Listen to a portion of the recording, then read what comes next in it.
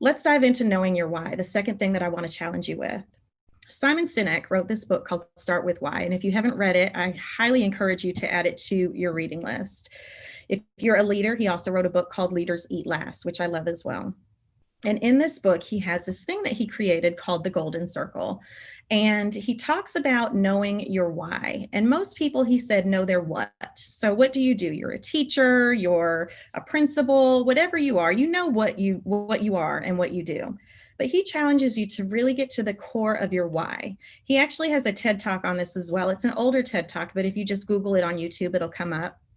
And he says, when you know your why, the how and the what fall into place, and that we really need to live each day with knowing what our why is, because that will drive our how and our what. I have added to this, and I believe when you know your why, you live with more intention. Part of our responsibility as educators is to make sure that we provide every single student with an opportunity for their voice to be amplified. With everything that we have out there, and this isn't even like an ounce of it, with everything that we have out there, we have no excuse not to allow our students the opportunity to amplify their voice. I know everybody is scared of virtual learning and we don't know what it's going to look like, or hybrid learning, or even going back face to face.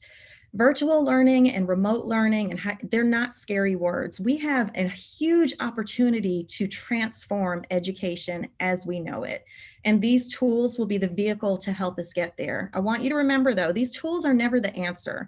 These tools are not going to just click and make teaching better. These are only the vehicle to deliver the content to your students. We have a huge opportunity to just make education something totally different.